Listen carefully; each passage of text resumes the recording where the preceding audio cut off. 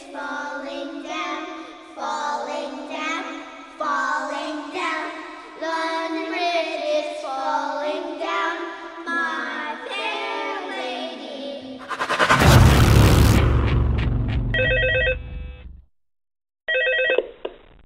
Hello? Hello?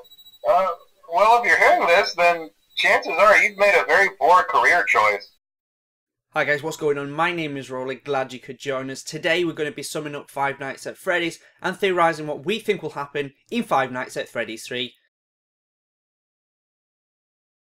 In both the first and second game, you play a security guard on the night shift at Freddy Fazbear's Pizza. You have to check the security cameras to make sure nothing's going wrong with the animatronics, and what I mean by going wrong is they will kill you and stuff you into Freddy Fazbear's costume, as apparently you look like a naked endoskeleton. In Five Nights at Freddy's, the animatronics are Freddy, Foxy, Bonnie, Chica and Golden Freddy. In Five Nights at Freddy's 2, there are a new set of animatronics which are kid-friendly, updated with the latest in facial recognition technology and tied into the local criminal databases. Each night, voicemails are left from a supposed employee whose identity is unknown, but we'll call the phone guy. The messages will guide you through the game and give us clues as to the dark history of Freddy Fazbear's Pizza.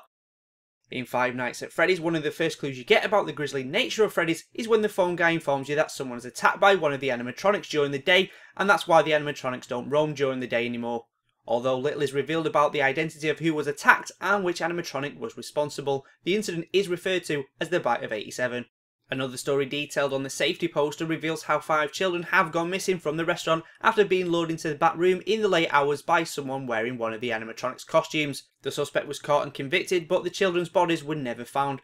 Customers later reported a blood and mucus-like substance coming from the animatronics' eyes and mouth, and that they all had a bad odour. It's all this that leads to the restaurant finally being closed down at the year's end, although the date of this incident is not known. We learn that Five Nights at Freddy's 2 is set before Five Nights at Freddy's, as the Bite of 87, where one of the animatronics bit someone and removed their frontal lobe, just happens in Five Nights at Freddy's 2, as you'll note that the payslip is dated at 1987. The phone guy also refers to it in Five Nights at Freddy's as a previous event. The mascots are not able to roam around in the day at Five Nights at Freddy's, but they are in Five Nights at Freddy's 2. After the bonus night 6 plays in Five Nights at Freddy's 2 are told the new animatronics are being scrapped and the old ones are being put into storage for a new smaller restaurant. The Five Nights at Freddy's restaurant is smaller than Five Nights at Freddy's 2 and it only features the old animatronics. Phone guy also presumably dies in Five Nights at Freddy's, so obviously he couldn't still be alive if Five Nights at Freddy's 2 was after. Five Nights at Freddy's 2 gives a lot more backstory in the minigames, as when you die in Five Nights at Freddy's 2 you're taken to various minigames which seem to show events from the restaurant's timeline. There are also lots of posters around Five Nights at Freddy's 2 celebrating a new location, implying that there was another Fazbear's Pizza before Five Nights at Freddy's 2. Phone guy also mentions a no location that was left to rot. It's in these minigames and further clues where the story of Five Nights at Freddy's 3 and beyond also lies, so let's start digging a little deeper. So we know that we have one Freddy Fazbear's Pizza for Five Nights at Freddy's 1, one Freddy's Fazbear Pizza for Five Nights at Freddy's 2, a previous Freddy Fazbear's Pizza which is probably location for Five Nights at Freddy's 3, but phone guy also mentions another restaurant, Fredbear's Family Diner, which also had different owners.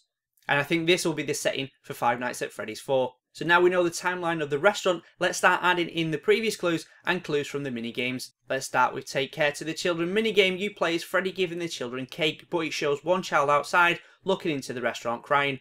A purple car pulls up and a purple man gets out of the car and kills the crying child and drives away. I think this event takes place at Fredbear's Family Diner, as it's a small restaurant with only one animatronic. Therefore this event is what starts everything and the murdered child is the beginning. At the end of this minigame you get a jump scare from the puppet. What relevance is the puppet? Well, if you look closely at the murdered child you can see his tear stains clearly visible on him. And if you look at the puppet, he also has tear stains on his face. Could this child's spirit have been put into the puppet animatronic? Well, anything's possible. We can assume that this incident is what causes the owners to sell Fredbear's Diner and leads to the new and improved Freddy Fazbear's Pizza and the location for Five Nights at Freddy's 3. If we take a quick look back at Five Nights at Freddy's, where we learned about the 5 missing children being lured into the back room by someone disguised as an animatronic, you'll remember that the bodies were never found and customers complained about blood and mucus coming out from the animatronics, and most importantly led to the restaurant being closed. So we can be pretty sure the bodies of the 5 children were put into the animatronics, which caused the odour. We can also infer that this is the first Freddy Fazbear's Pizza restaurant and the setting for Five Nights at Freddy's 3. as we know that Five Nights at Freddy's 2 diner is closed after the bite of 87, and Phone Guy in Five Nights at Freddy's 2 refers to the smell of the old mascots as what got the old restaurant closed.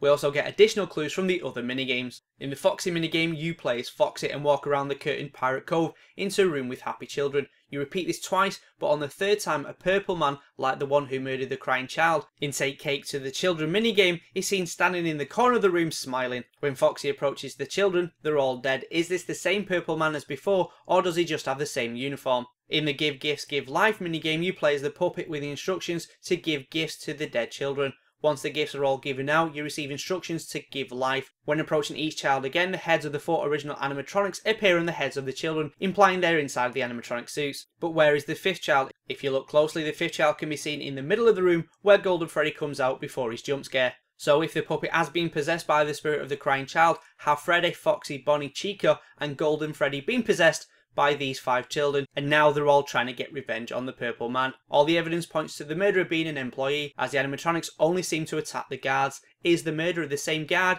If so, who has been with the company since the beginning? Could it be the Phone Guy or someone who we haven't met yet? Or is it just a uniform and Freddy Fazbear's Pizza is being plagued by opportunistic murderers? Expecting Five Nights at Freddy's 3 will begin working as a new night guard when 5 children go missing and the reports start to come in of the unsanitary conditions. Hopefully we'll find more clues as to who the murderer is. Join us next time as we dig a little deeper into another mystery.